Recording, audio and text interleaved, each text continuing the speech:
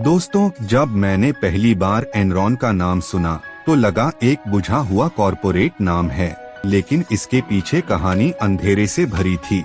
Enron 1985 में Houston, Texas में Kenneth Lay द्वारा शुरू हुआ। ये एनर्जी कंपनी अमेरिका की गर्व बन गई थी। 1990 के दशक तक एनरॉन को फॉर्च्यून ने अमेरिकास मोस्ट इनोवेटिव कंपनी के रूप में 6 साल लगातार सम्मान दिया। लोग एनरॉन को आधुनिकीकरण की मिसाल मानते थे, लेकिन चकाचौंध के पीछे चालें बुनी जा रही थीं। एनरॉन ने एनर्जी ट्रेड रेवोल्यूशन की शुरुआत की, जहां कंपनियां कॉन्ट्रैक्ट बेचते और खरीदते थीं जैसे शेयर। लेकिन केनेथ ले और CFO एंड्रू फास्टो के मन में एक अलग ही खेल चल रहा था। उन्होंने स्पेशल पर्पस एंटिटीज क्रिएट की, जिससे कंपनी के घाटे छिप सके। कुशलता की जगह धोखे का तरीका अपनाया जा रहा था। 1998 तक एनरॉन का शेयर प्राइस $90 पार कर गया। लोग ब्लाइंड ट्रस्ट से इन्वेस्ट कर रहे थे। यहाँ तक कि एम्प्लॉइज को भी अपनी पूरी बचत एनरॉन स्टॉक में लगाने की सलाह दी गई। लेकिन 2001 में फॉर्च्यून ने सवाल उठाया, how does Enron make it's money, और सब कुछ चेंज हुआ। ये सवाल आग बन गया। शेयर धीरे धीरे गिरने लगे। ऑडेसिटी से भरे एग्जीक्यूटिव्स के चेहरे पीले पड़ गए।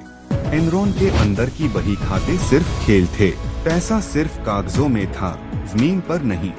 शॉकिंग बात ये थी कि बाहरी ऑडिटर्स भी इसमें शामिल थे। आर्थर एंडरसन जैसे बड़े नाम भी डूबे। अमेरिका के इतिहास का सबसे बड़ा कॉरपोरेट फ्रॉड सामने आया।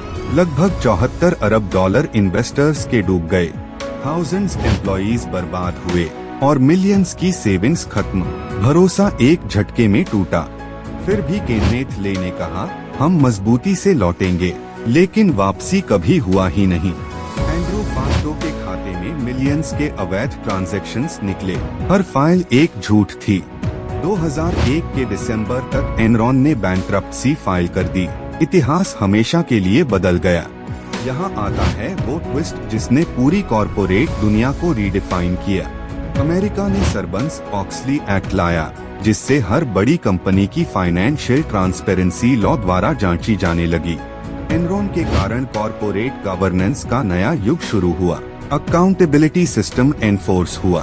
केनेथ ले को 2006 में दोषी ठहराया गया, लेकिन सजा से पहले ही उनकी मृत्यु हो गई। एंड्रू फास्टो को 6 साल की जेल हुई और वो मान गए कि लालच ने उन्हें अंधा कर दिया था।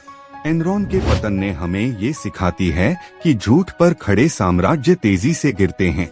ट्रांसपेरेंसी, एथिक्स और सस्टेनेबिलिटी अब हर बोर्डरूम की मुख्य चर्चा बन गए हैं।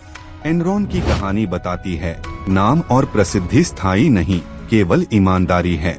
कॉरपोरेट ग्रीड ने लाखों सपनों को कुचल दिया, लेकिन यही गिरे हुए सपने नई सीख देते हैं। दोस्तों, जब नेक्स्ट बार किसी स्टार्टअप या बड़ी कंपनी की चमक देखें, उसके पीछे की सच्चाई भी याद रखें, क्योंकि हर ऊंचाई के नीचे एक नींव होती है और वो नींव सच्चाई की होनी चाहिए।